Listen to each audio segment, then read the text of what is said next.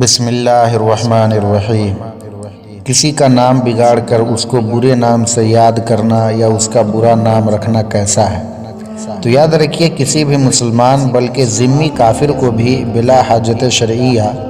ایسے الفاظ سے پکارنا یا تعبیر کرنا جس سے اس کی دل شکنی ہو، اس کا دل ٹوٹے، اس کو برا لگے، تو اسے ایذا پہنچے، اسے تکلیف پہنچے،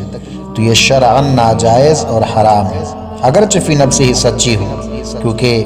ہر حق سچ ہے مگر ہر سچ حق نہیں ہوتا۔ لہذا جس کا جو نام ہے اس کو اسی نام سے پکارنا چاہیے،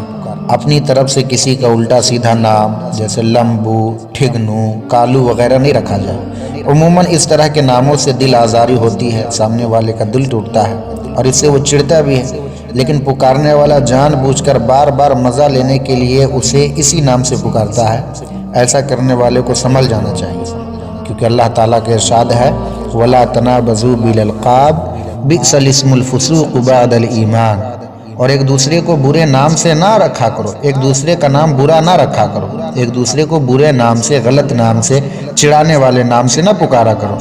کیونکہ بہت ہی برا نام ہے مسلمان ہو کر فاسق کہلانا۔ اس آیت کے تحت حضور صدر الافاضل فرماتے ہیں،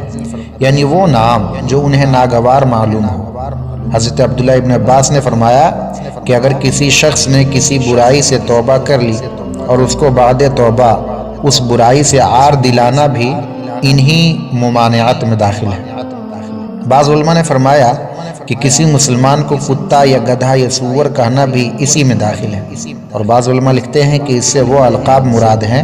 جس سے مسلمان کی برائی نکلتی ہے اور اس کو ناگوار ہو، لیکن تعریف کے اچھے القاب جو سچے ہیں وہ ممنوع ہیں۔ جیسے حضرت ابوبکر کے لیے عتیق کا لفظ یعنی جہنم سے آزاد بولا جاتا ہے، یا حضرت عمر کے لیے فاروق یعنی حق اور باطل میں فرق کرنے والا، اور حضرت عثمان کے لیے ذو النورین یعنی دو نور والے، تو اس طرح کے، اور حضرت خالد کے لیے سیف اللہ، اللہ کی تلوار۔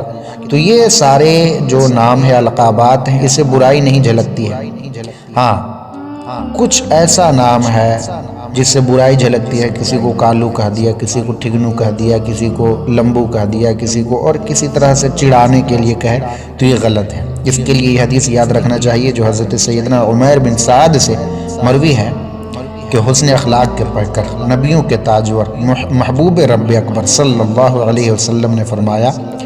جس نے کسی شخص کو اس کے نام کے علاوہ نام سے بلایا اس کو چڑھانے کے لیے، تو اس پر فرشتے لعنت کرتے ہیں، یعنی کسی برے لقب سے جو اسے برا لگے، نہ کہ اے بندے خدا وغیرہ، اگر برے نام سے نہیں بلایا بلکہ اے بابو، اے گڈو، اے بھائی، تو اس میں کوئی حرج نہیں۔ لیکن بیوقوف، الو، گدھا کہا، اس کے لیے اعلیٰ حضرت کا فتویٰ بھی سنے۔ کوئی سوال کیا کہ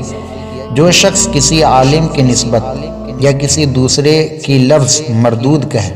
یا یوں کہے کہ وہ بیوقوف ہے، کچھ نہیں جانتا اور الو ہے، تو اس شخص کے نسبت شرع شریف میں کیا حکم ہے؟ تو اعلیٰ حضرت نے اس کا جواب دیا کہ بلا وجہ شرعی کسی مسلمان کو ایسے الفاظ سے یاد کرنا مسلمان کو ناحق ایذا دینا ہے، اور مسلمان کو ناحق ایذا دینا، پریشان کرنا، تکلیف دینا، یہ شرعاً حرام ہے، کیونکہ نبی علیہ السلام کی حدیث ہے من آذا مسلما فقد آذانی، جس نے کسی مسلمان کو ایذا دی، تکلیف دی، اس نے مجھے تکلیف دی، ومن آذانی فقد آذ اللہ، اور جس نے مجھے تکلیف دی اس نے اللہ کو تکلیف دی۔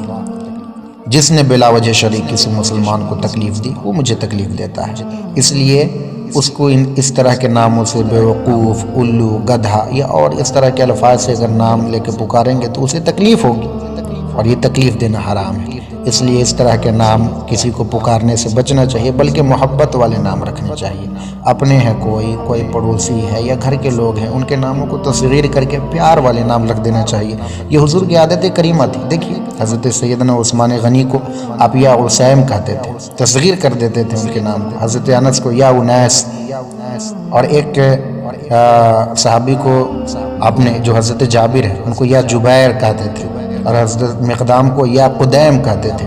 اور حضرت عائشہ کے طور پیارے پیارے نام آپ نے رکھے تھے۔ حضرت عائشہ کو اے عائش یا شقیرہ، اور ایک نام حمیرہ یعنی سرخ رنگ والی رکھی تھی۔